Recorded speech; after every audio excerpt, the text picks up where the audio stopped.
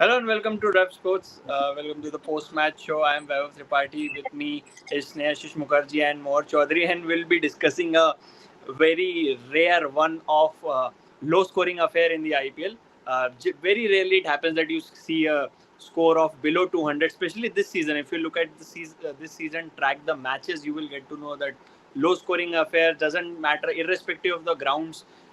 It has been a high-scoring season as usual, but rarely you get low scoring affairs, and it was a very exciting affair. It was at the halfway mark.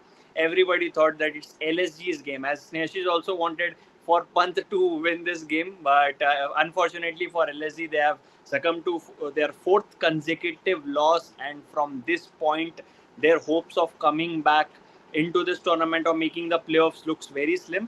That would mean that they, for the third year in a row, they will fail to qualify, but still they are in. They are in with a mathematical chance. Again, their chances are hanging just by a thread. But what a performance by the bowlers. First of all, the bowlers from both the sides. It was a kind of pitch where better bowling unit would have better bowling unit would have come victorious. And in this case, it was Rajasthan Royals. LSG Pacers did really well, to restrict a strong batting lineup like RR, especially getting Vaibhav Suryavanshi, Yashasvi Jaiswal inside the first 6 overs. Best power play bowling versus the best power play batting. It was the contest of those two. Then LSG bowlers came out on top in that contest, but eventually it was Rajasthan Royals who wins this game very convincingly by 40 runs. A huge margin, given it was a low scoring hour. If you are winning by 40 runs, where the team failed to reach 160, then it will be considered as a huge margin. But as I said, credit to the bowlers of both teams, bowled really well. Whether it's LSG, Prince Yadav, Mohammad Shami, Mohsin Khan, the most impressive of them all. Mayank Yadav's comeback didn't went according to the plan. Leaked most runs. He was wavered, and there was a sense of why they were not playing. They were very reluctant, hesitant not to play Mayank Yadav. It was very evident with the way he bowled. But Mohsin Khan was phenomenal. Like whenever Mohsin Khan bowls, it was his third game. He has already bowled two maiden overs. Bowling a maiden over to Vaibhav Suryavanshi, what Jasprit Bumrah couldn't do, Bhuvneshwar Kumar, George Hazelwood couldn't do, Mohsin Khan did, and that's why we say Mohsin Khan is a very special talent. If he stays fit, he is definitely a contender for the India cap, and should make his debut if he stays fit and plays regularly. Mohsin Khan is a serious contender. Mohammad Shami getting 2 wickets of the 2 successive balls. LSG bowlers did really well, but again, it was about their batting. Three of their top four batters getting out on zero. Okay, you can talk about Ayush Badoni was unfortunate, miscommunication happened, but the way Rishabh Pant got out, first two ball charged down the ground, and the way again Rishabh Pant and shot selection in white ball cricket is a continued love story. That we will say. Thereafter, Nicholas Puran again struggling for form, struggling for runs. He started really well, boundary of the first ball, but then again, apart from Mitchell Marsh, you cannot talk about any. I think Mitchell Marsh looked the most settled batter, the most authoritative batter on this wicket, which was tough for the batters. But you should give this credit to RR middle order. The way Shimran Hetmeyer, Rehan Parag, small contributions. Obviously, Ravindra Jadeja. I think it was Ravindra Jadeja's match today. He scored the most runs for RR, and then with the ball also he picked the wicket. So I think he should be the man of the match for this one. But Snehashish, first thoughts.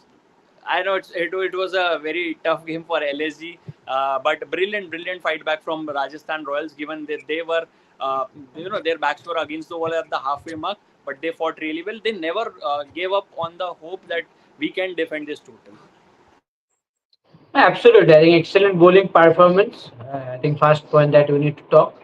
If you see, as a whole unit, as a whole bowling unit, they perform. Beat pacers, beat spinners, they are on point. And I have been pretty impressed with this, new ball setup. Two overseas pacers going all out. Jofra Archer and Nande Bargar. The way they have been bowling with the new ball, I think they have been pretty consistent. Yes, in this format, you might get one or two off days that can happen. You have to consider that.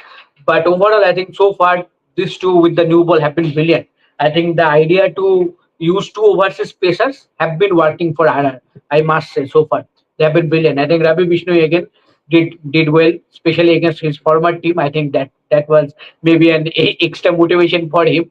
And as you mentioned, for me, the player of the match is obviously I think Ravindra Jadeja. When it mattered most, in a difficult pitch, the experience did the job for RR, right? Lower order, batting down the order and with those important unbeaten runs, and then economical bowling plus 1 wicket. I think he did the job, and for me, he is the player of the match. And I think LSG got full support from Mike Yadav in this pitch when a team scoring 160 around and a bowler conceding 56 in 4 overs. I think that player is definitely playing for the opponent, not for his team. And and I think again, I think in this pitch, see, I think it was a kind of sluggish pitch. I think every bowler understood for someone like Mohammad Shami. I think Shami didn't start that well.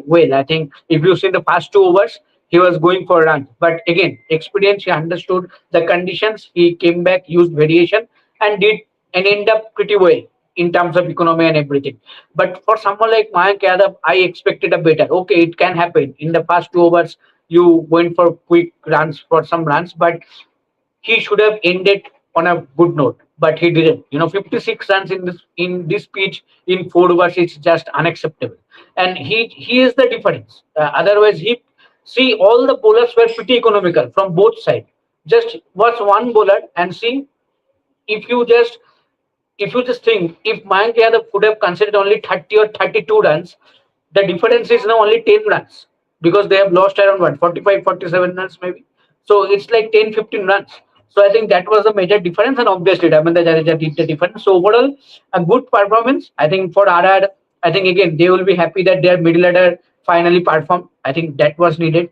That will give them a much needed boost and going forward. But for LSG, things are not looking good. Still, again, Makram got out zero.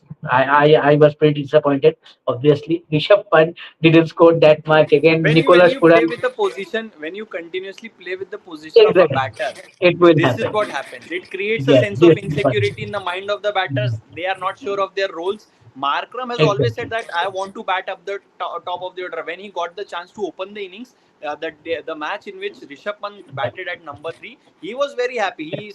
Straight away came to the broadcaster and said, I was very happy that I got a chance to bat at the top. So that itself tells you it's an indirect message to the team management that the batter wants to Yes. bat at, and he's not a small player. He's the captain of South Africa team. So you have to understand that you have to at least have discussions with the players Yeah. as well, rather than being stubborn about a specific plan or decision. When speaking of stubbornness, more Rishabh Pant again using 5 bowlers, not going for an Aiden Makram, not going for an Ayush Badoni.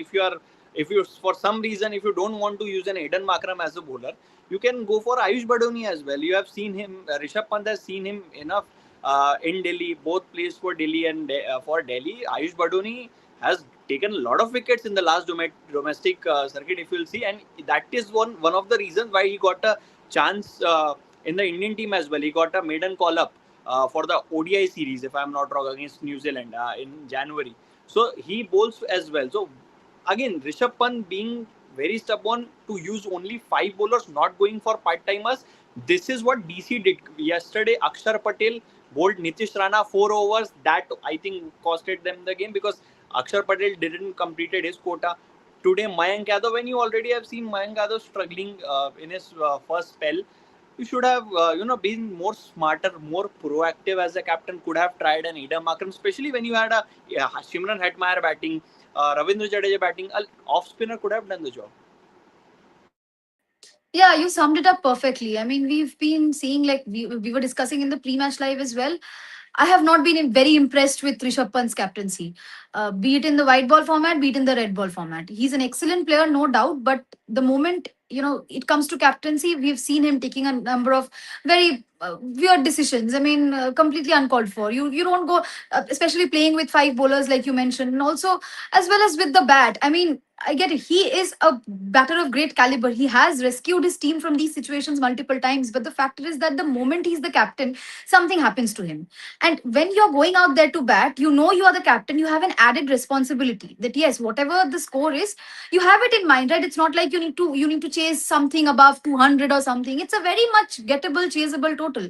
Why go for those shots which are not at all required? I mean, I know you are known for playing those audacious shots. You will do that. But then look at the situation. Look at the scorecard. It's not like you need to chase a big total. You could have anyway gone for some other shot, rotated strike, or done something at a much later stage, because you being there as the captain on the crease is a very important thing. So I am not impressed with his I mean, bowling changes. You say it. His captaincy overall, his way of approaching the game as a batter when he's a captain. Plus, even on the field, I was seeing Aiden Markram being very involved with the bowlers. He was standing behind the stumps. Aiden Markram was going and constantly talking to Prince Yadav, and obviously before every over, every ball, he was guiding everyone. I mean, for sure, he's probably trying, he's probably struggling, but then it is very evident that he looks clueless at certain stages and he doesn't know what to do. So obviously, I understand he's still learning and everything, but I mean, 2 consecutive years, you see there is no performance with the bat as of now. Nothing that impressive. A team has not been able to. I'm not even talking about qualifying. It is just stuck at a certain point. Uh, LSG management, whoever is taking these decisions, constantly shuffling with the batting order. Why break the Aiden Markram and Mitchell Marsh opening partnership? I will never understand. Maybe yes, they are not, they were not as consistent this year, but they have given you results in the previous year. I will never understand. Aiden Markram is suited for the opening slot.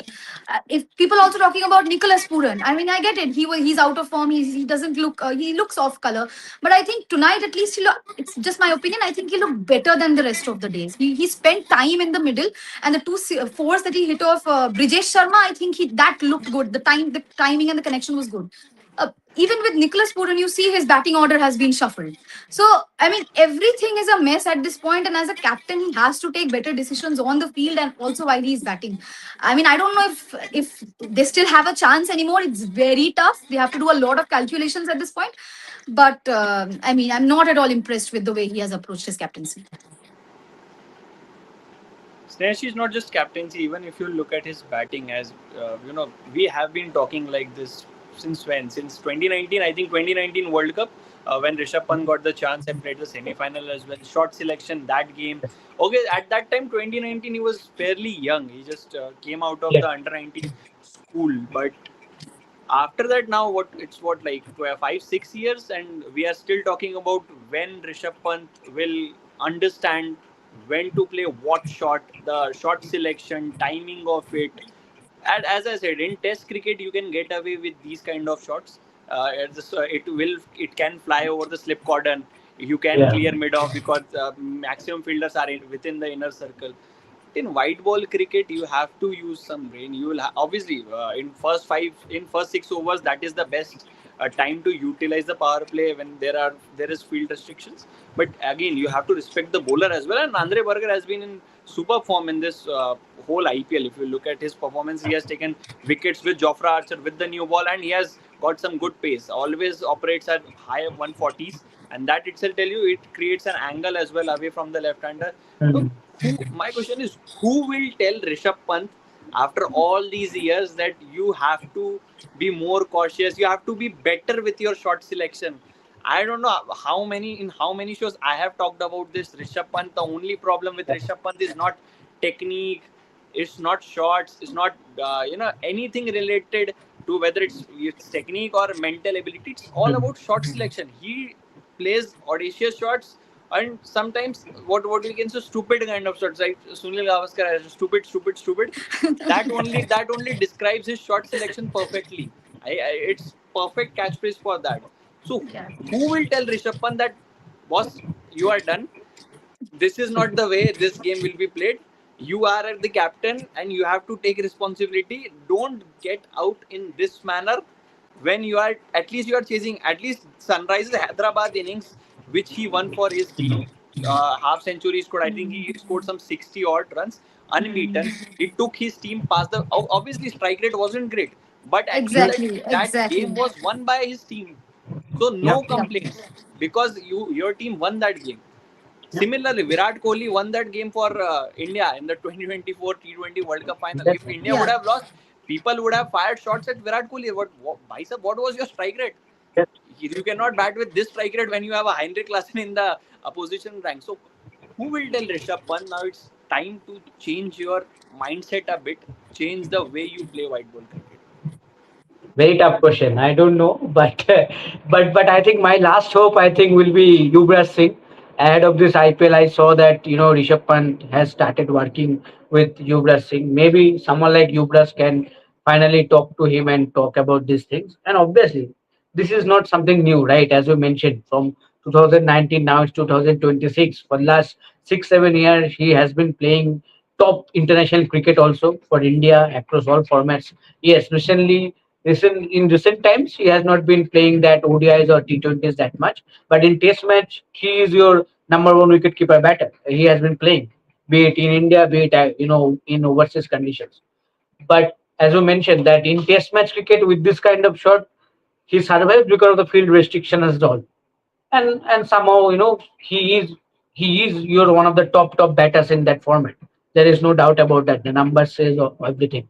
But in white ball format, the approach needs to be changed. You cannot go with the same kind of approach. If you see whoever the players, be it from India, be it from other countries, whoever the players who have done well across all three formats, they have defined approach when it comes to the batting, who have done well for a considerable time. If you take someone like Virat Kohli, if you take someone like Joe Root, I think Joe Root later years see his approach in white ball format. He changed that.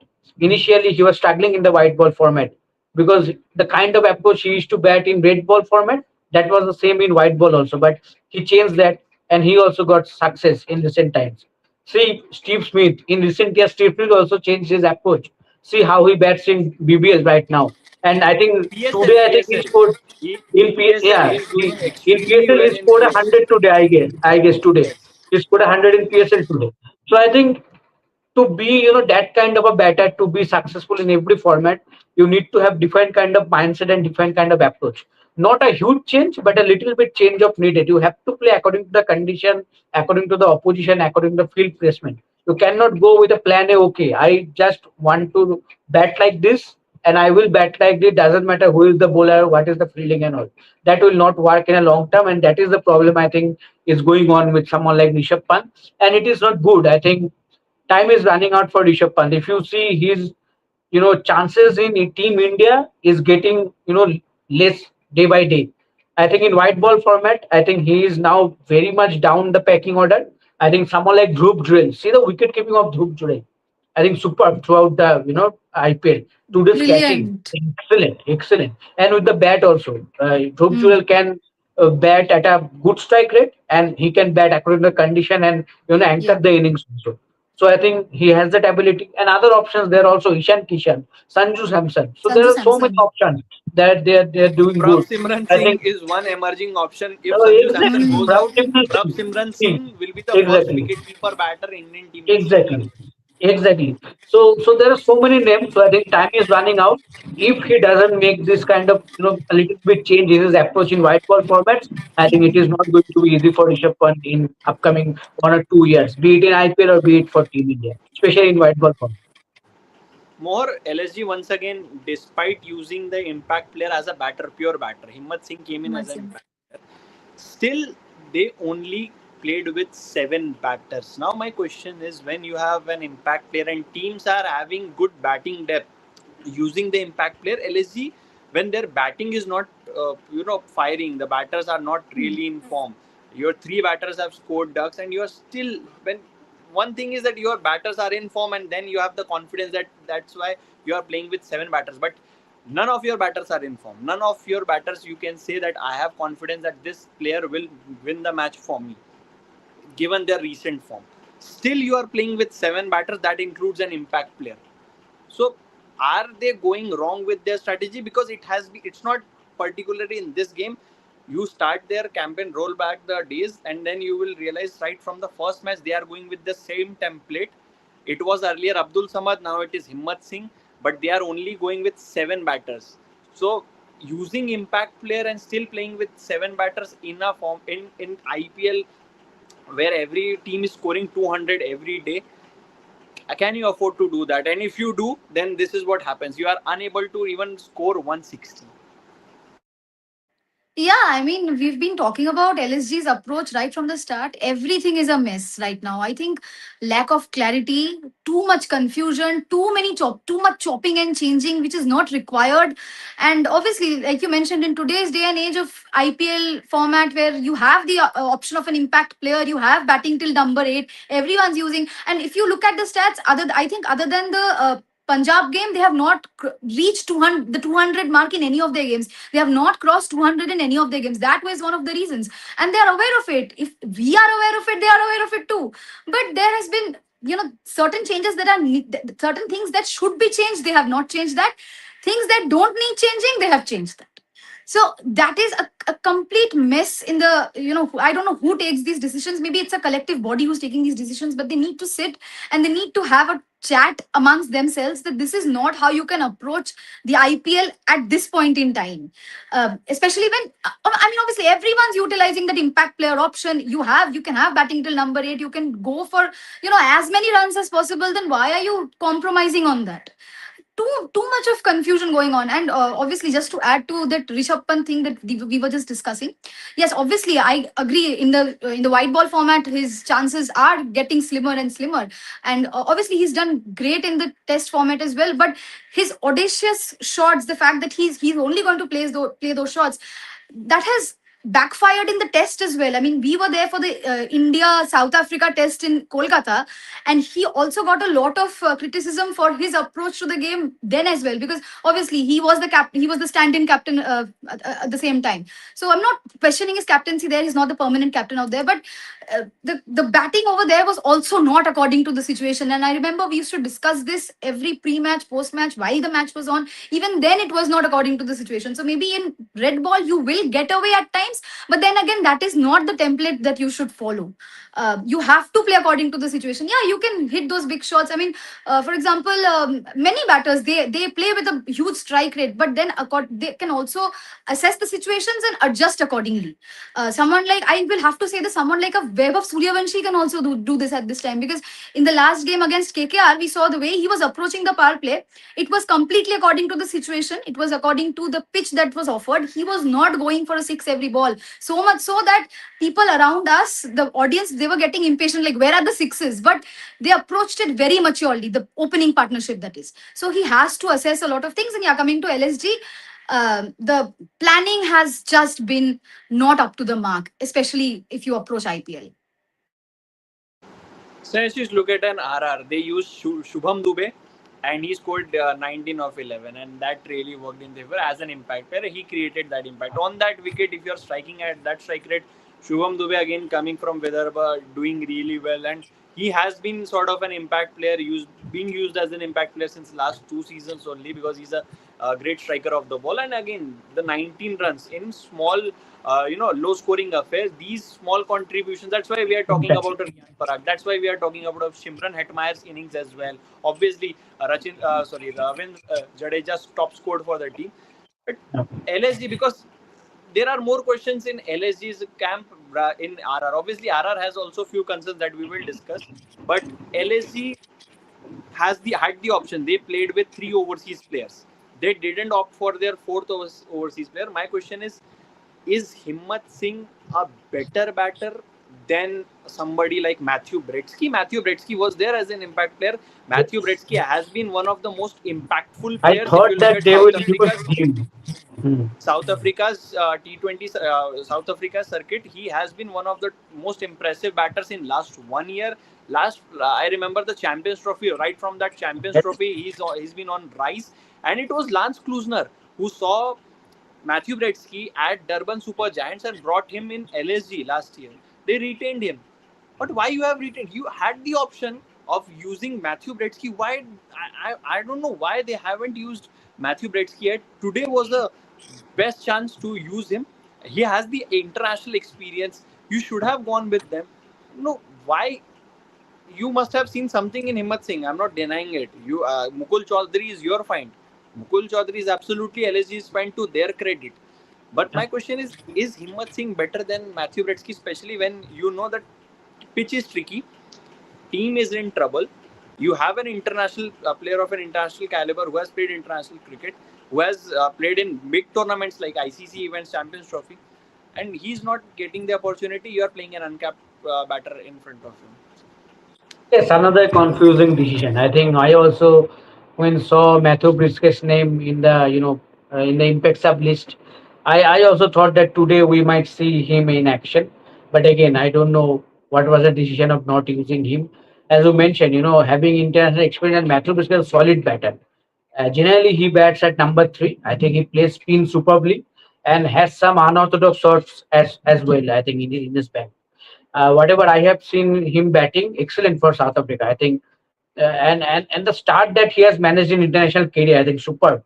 If you see his numbers, I think it's astonishing the start that he has managed. But again, another confusing decision from LSG management not using him. But this has been the story for LSG right so far.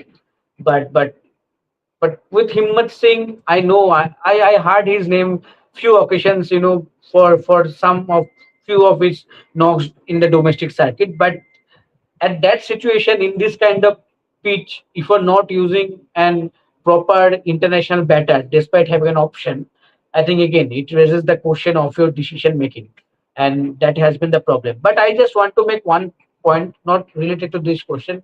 I thought that when Mitchell Marsh and Mukul Choudhury was batting, I think they were in the game till that point. I think the because the equation was not that tough. But after batting so well, after reaching 50, Mitchell Marsh, as a top batter, as a Australia captain, T20 captain, as an experienced batter, should have played till the last ball of this match. But what kind of a shot was that from a for a batter who just scored a 50? It was a nothing shot. Excellent delivery from Nande Bargar. It was a proper, using the brain, kept wide of the batter so that the batter needs to reach and go for the shot. But I think at that point, after reaching 50, it was a no, it was just a nothing shot, and he got out. And then obviously Mukul Choudhury got out. But in both cases, I will say I think excellent catching from Riyan Parag. I think the catching was brilliant from Rajasthan Royals, both Riyan Parag and obviously the Dhruv Jewel catch.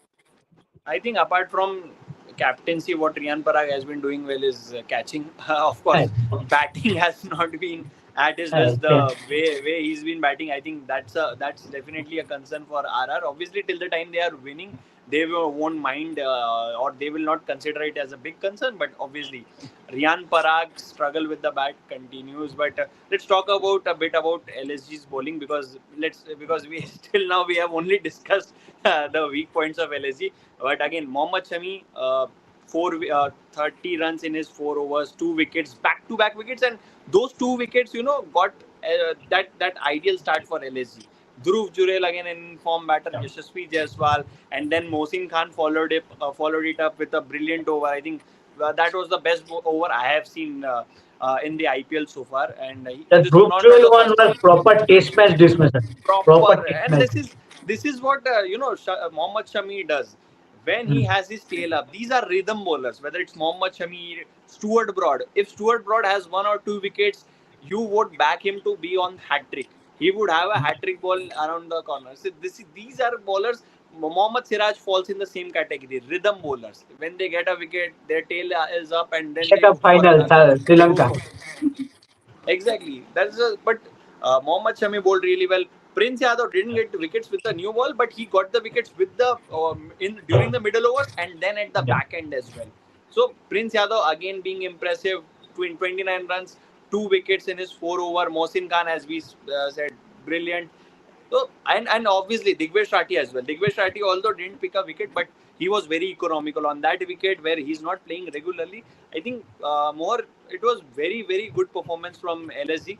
Although as we said that they could have tried Ayush Badoni or Aiden Makram, but apart from that, bowlers did their job. And my question is, who impressed you the most? Was it a Prince Yadav? Was it a Mohsin Khan? Mohammad Shami? Who was it? I think everyone. I can't pick and choose tonight. It was everyone. I mean, who gets to bowl, that is not on them, it's on the captain. But whoever was given the chance, they made it. I mean, they did their level best. Mohammad Shami, yes, the first delivery was superb, but the catch was even better from Rishabh Pant. It was a brilliant catch, but I liked the second delivery even more. The late off swing, and it was brilliant to look at.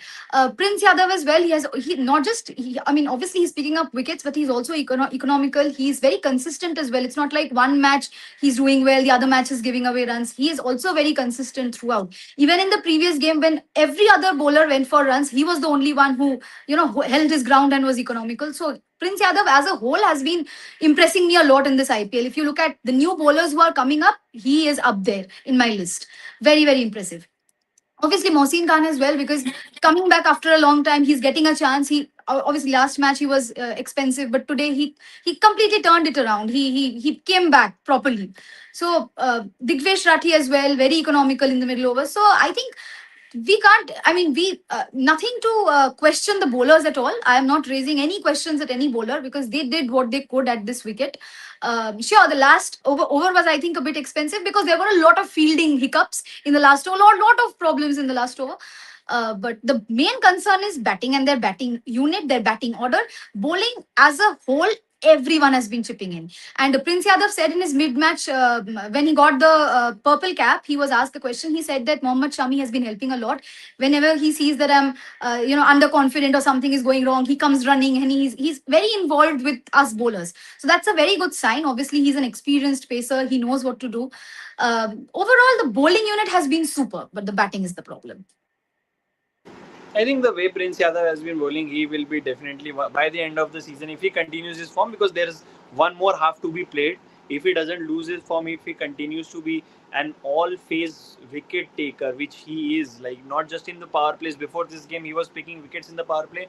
Today, he picked wickets in the middle over and in the at the back end as well. Both wickets, first in the middle over, then at the back end. So Prince Yadav is definitely growing in stature, and good signs for Indian cricket because uncapped fast bowler Saqib Hussain, Prince Yadav doing really well. Mohsin Khan, I am a fan of Mohsin Khan since the first day I saw him bowling. It's just his fitness. If he stays fit, he can be a very lethal bowler for India. I'm not sure about red ball, how much his body can cope up with the workload of red ball cricket, but I think white ball is certainly, especially T20 cricket, he can be a very lethal bowler. He can definitely give tough competition to somebody like Arshdeep Singh. But Snesh is coming to RR. I think Jofra Archer, Nandre Burger, they have formed a potent duo, like one of the most lethal bowling duos in the IPL. It's not just about their wicketing ability at the pace that they operate. 140 plus both operate, and they have got both have the ability to move the ball. Both have the ability to hit the seam as well, move the ball in the air and off the seam as well. And this is what makes RR. This is what is making RR look different from the last season. That they are power play bowlers taking wickets. You don't have to rely on spinners like last year. They had to turn to Mahesh Theekshana for wickets. This year hasn't been the case. And also Brijesh Sharma, the trust that RR have enforced on Brijesh Sharma, 18 runs, 2 wickets in his 3 overs. Sandeep Sharma again didn't play, but he's making he's making people's head turn on in his way, because Sandeep Sharma, if you're dropping Sandeep Sharma and if you're playing in place of him, it's a big task, it's a big responsibility on you, and he's showing that he has all the skills to perform at this level. Absolutely. As I mentioned earlier, I think both Nande Bargar and Jofra Archer have been brilliant. I think, see, having pace is a different thing. Mayank Yadav also has pace, but it's the difference of having experience. Obviously, experience is in their side for someone like Archer and Nande Bargar. But again, with that pace, how consistently you are managing the line and length, and according to the pitch, every pitch is different, every condition is different on a different match day. So according to that, the way they are managing and in a consistent manner, they are giving those breakthroughs, in power play overs.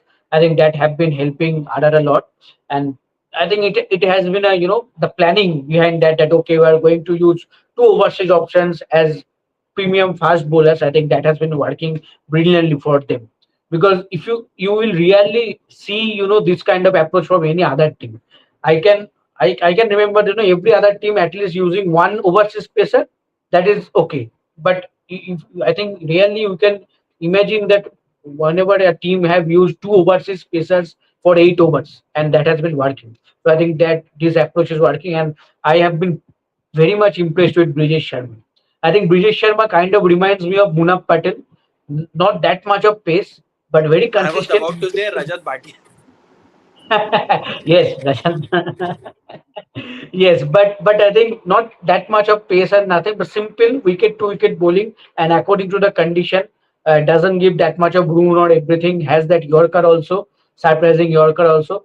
So I think very good bowler and very clever bowler. I will say street smart bowler, knows how to deceive the batters and very watchful to their feet and everything. Whatever I have observed so far, and so I have been pretty impressed. And you know how good he has been bowling that other fans are not even thinking about someone like Sandeep Sharma, despite having that much of experience, and how good Sandeep Sharma has been for every other franchise that he has been part of in IPL for over all these years. I think he has been super. I think he is one of the unluckiest players that has not played for senior Indian team for a long time. I think he should have played, but he couldn't play. But I think Brijesh Sharma has been brilliant. So the pace unit consisting all these three pacers and then followed by spinners like Ravi Bishnoi, informed Ravi Bishnoi, and obviously Ravindra Jadeja. In this kind of wicket, Ravindra Jadeja is a gold dust. You have to use him, and he is there. He will come bowl quickly. Those overs, 4 overs, wicket to wicket, no room. Will go out with 1 or 2 wickets and with economy, proper economy, and he did that first with the bat and then with the ball. So overall, a perfect bowling unit, and we all know that batting wins you game. A proper bowling unit you wins your tournament. So I think in that sense, RR is a very good team. Just two areas that they need to look. A little bit firework from the captain with the bat, Rian Parag, and obviously Shimran Hetman. Otherwise, everything is looking good for RR as of now. Mute.